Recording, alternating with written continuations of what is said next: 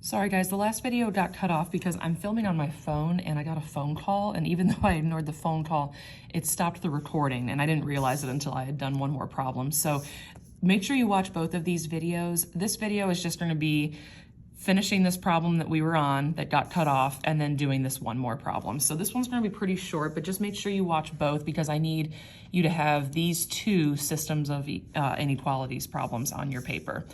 So where this got cut off was we were shading in the region for the second inequality, which is y is greater than or equal to 3x minus 3. So that's the solid line right here, okay? And we want to look for where these two shaded regions overlap, because the first one was all of this right here. The second one, where we got cut off in the last video, is this overlap region here. Now what I was saying was you could always take your pencil or any straight edge like a ruler and flatten it out and see which side of the pencil you end up shading, because greater than is always going to be above the horizontal line, less than is going to be below. So if I were to flatten this line out, greater than or equal to is going to be above the pencil on this side. So this side of the pencil is my region. I'm going to line it back up with my line, which means I'm shading in this side.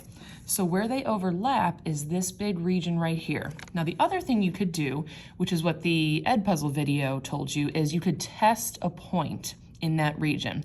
So anything in this shaded region, like for example, I'm looking at -1, +1. This point here is right inside of my shaded region. I could take that -1 and +1 and plug them in for x and y in both of my inequalities and see if I get a true statement, like 1 is greater than or equal to 0. So if it does work for both, then you are in the correct region. So I think the Edpuzzle video had you test a point, but I usually just like to go with my straight edge and see which side of my pencil or the straight edge I'm going to be shading in, either above or below, okay? But both will work. So the overlap region here represents all of the solutions to these two inequalities. Okay, let's do one more, which is what I had to erase because I didn't realize the video got cut off. Okay, you have to make sure your inequalities are in slope-intercept form. So this one is the only one we have to fix because y is not by itself. The only thing we have to do is subtract x from both sides. So if I subtract x, I'm going to have it on the right side, which means y is less than or equal to -x plus 4. Okay, I'm going to graph this one first. I'm going to have a solid line because it says or equal to, and my y-intercept is +4, slope is -1, so I'm going to go down 1 over 1, down 1 over 1, down 1 over 1, make a few more points there, and then I'll make my solid line. Okay, and this is going to be less than. So less than is going to be underneath the line, which is all of this right here. Okay, second inequality has a y-intercept of +5 and a slope of -4. So down 4 over 1, down 4 over 1.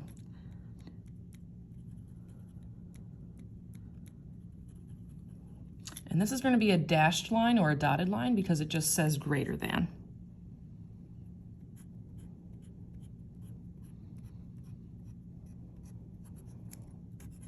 Okay, now where are these two shaded regions going to overlap? Well, the inequality says greater than. So it should be, if I have to flatten my dotted line out, it should be above the line or above my straight edge, which is this way. So this side of the pencil represents greater than, okay? So this side of the pencil is going to have an overlap region of right here.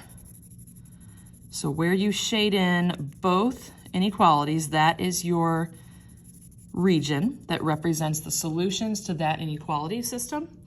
And again, you could always take a point in this region that has the double overlap shaded in and see if it works when you plug it into both. If you take a point, like if I were testing a point, I would do 3, -1 maybe.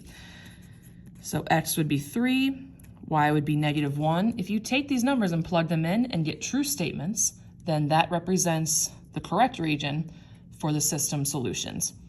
So this was kind of a quick review of our inequalities unit, but make sure you have all of the problems that I did copied down. And then I'm going to post just a couple example problems for you to do as an assignment, and make sure you get these turned in by Thursday at midnight. And if you're all turned in for me for the week, then you have Friday off and you do not have to check in. So make sure you watch both of these videos. Sorry that the first one got cut off, but I'm filming on my phone, so I guess that might happen. All right, I will see you guys in the Google Meet check-ins.